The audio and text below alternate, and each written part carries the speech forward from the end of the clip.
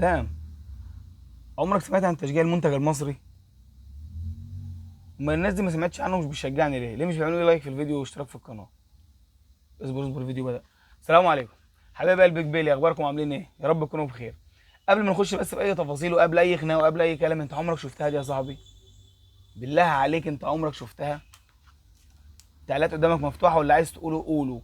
انت عمرك شفت لاعب في الدوري المصري بيتمرد على فريقه وبيدعي الاصابه، يقول لك انا همشي ومش هطلع معاكم المعسكر، وبيحصل مشاكل والاداره كانت عارضه سعر فيه، طالبه فيه سعر معين، ورضخت في الاخر العرض اللي جاي للاعب بالسعر اللي هو عايز يمشي بيه او باعلى سعر هو عارف يجيبه، وفي الاخر النادي ده بيعمل للاعب ده فيديو اعتذار لرئيس النادي واعتذار للجماهير، ويطلع يشكر قد ايه النادي ده كويس وقد ايه النادي ده اللي عمله والكلام ده كله؟ انت عمرك شفت الكلام ده؟ يعني انت عمرك شفت بيعه احسن من دي في الدنيا؟ عمرك شفت ضحك على القول اكتر من كده؟ انا ما شفتش. انت شفت؟ انا شفت امبارح.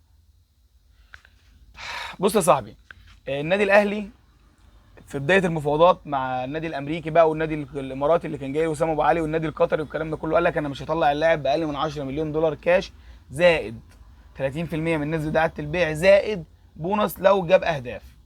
اتفقنا لحد كده؟ تمام. جه اللاعب قال لك يا جماعه انا جاي لي عرض ولازم امشي. طب يا عم الحاج ايه العرض بتاعك؟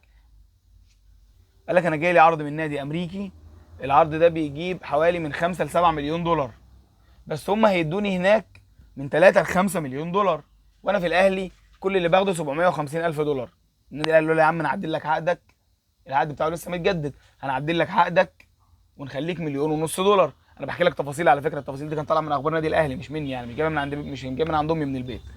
المهم اللاعب قال لك لا يا جماعه انا كده كده لازم امشي وانا عليا ضغط، وبعد كده طلع الاتحاد الفلسطيني بادم اللي هو الوكيل بتاعه، وضغط مع الاتحاد الفلسطيني على النادي الاهلي، وطلع قال لك اضطهاد وعنصريه وان هم مضطهدين اللاعب، والاهلي ما عندوش مرونه في التفاوض وده مش شيء احترافي والكلام ده كله.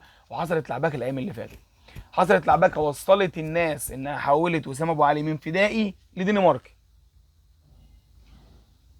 طيب بص يا جماعه، قبل اي حاجه النادي الاهلي ليه فضل على وسام ابو علي؟ اه ليه فضل على وسام ابو علي كبير، بس هل هو الفضل ده بالنسبه له الاهلي لوحده ولا برضه فضل من الاهلي ومجهود من اللاعب؟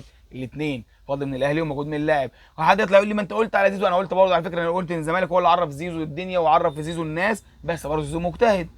ما فيها صاحب مئات اللعيبه خدت فرص من النادي الاهلي وما عملتش حاجه، في ناس كتير خدت فرص في الزمالك وما عملتش حاجه. انت بص، في لاعب كويس موهوب، انت نادي جبته عطيت له فرصه، عرفت بيه الناس، هو اجتهد، عمل اللي عليه وزياده ومسك في الفرصه دي وبقى كويس، فجاله عروض وقال لك عايز امشي. ما تطلعش بقى تبيع لي بيعه ايه، ان هو تجيب لي بقى اوضه مضلمها عليه وعامل لي اتنين كاميرا يعني بتلعب لي بالزوايا، وساوند ساوند سيستم دي اسمها ايه، ساوند سيستم عنده بقى، وتوطي الضوء وتعلي الصوت وترجع تعكس، ومشغل لي بقى موسيقى حزينه في الخلفيه. مالك يا معلم؟ لاعب وهيمشي. طب صعب الدنيا علينا ليه كده؟ لاعب وهيمشي، لاعب ضغط عليك وكسر الهي ان حته ان اللعيبه بتسيب الدنيا كلها وتيجي النادي الاهلي عشان خاطر التيشيرت الاحمر وعشان خاطر ده النادي الاهلي، وهيمشي عشان جاي له فلوس اكتر، عشان ده الطبيعي. انت اللي عايش وهم مش طبيعي، انت اللي عايش وهم اللي هو حتى لما اللاعب زغرفك نفس الزغروف اللي اللاعب بتاعي زغرفوني، انت طالع تقول لي اصل دي مش زي دي، اصل زيزو مش زي وسام ابو علي، انتوا زيزو زغرفكم ببلاش، انا زيزو زغرفني بفلوس، تفرق؟ انت كجمهور فارقه معاك؟ خدت انت بقى ايه من الصفقه دي يعني؟ هتاخد ايه من الصفقه دي؟ انت كجمهور عايز فريقك يبقى كويس، ده اللي انا اعرفه، عايز فريقك ياخد بطولات، دي اكثر حاجه انت بتستفاد منها، يعني انت اكتر حاجه تستفاد بيها ان فريقك يبقى كويس بياخد بطولات، فانت نفسيا فرحان، فانت جسمانيا عندك طاقه تروح الشغل، بس انت الفريق بتاعك بيكسب بيدخلك في مود كويس، صح؟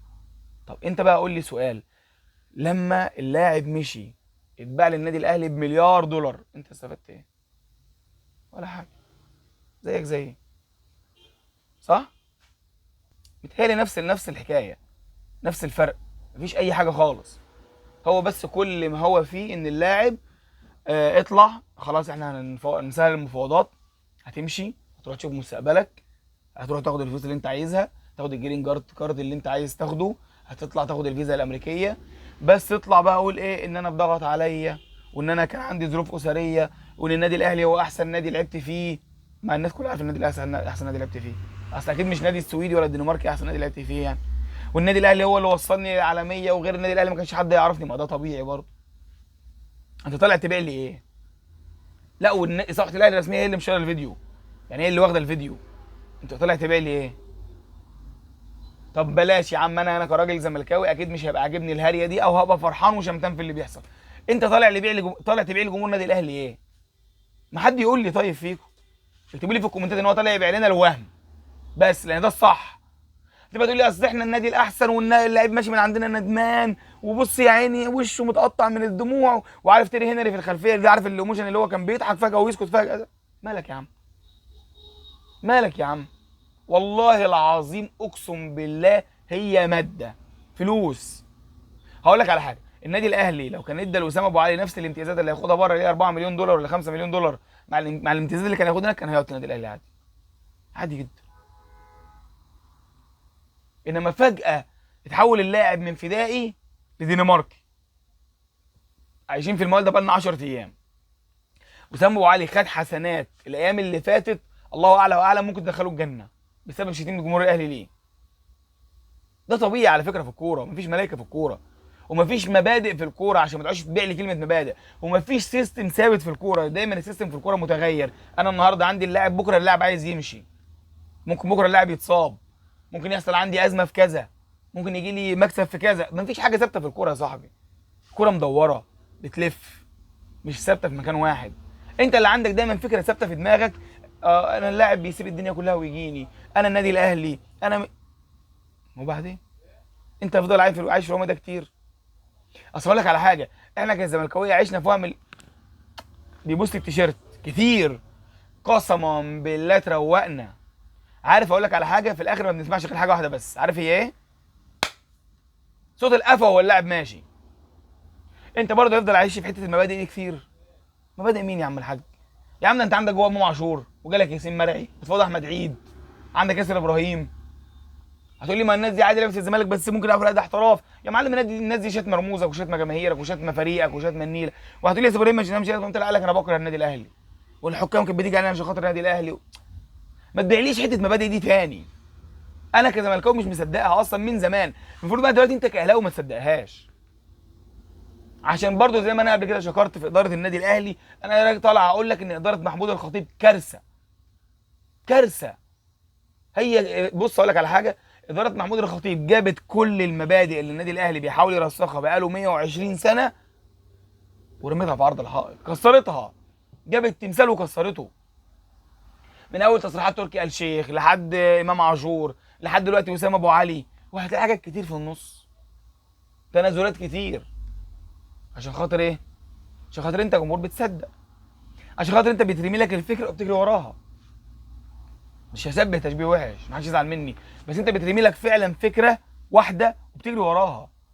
انا النادي بتاعي قال ان وسام ابو علي زعلان ومتضايق ومتاثر وهيموت وعايز يقعد، بس عنده ضغوط عائليه، وان هو ما كانش يعرف حاجه عن البيان اللي طلع من الاتحاد الفلسطيني، والله والظروف الاسريه هي السبب يا عم فكك، فكك ما تقرفناش.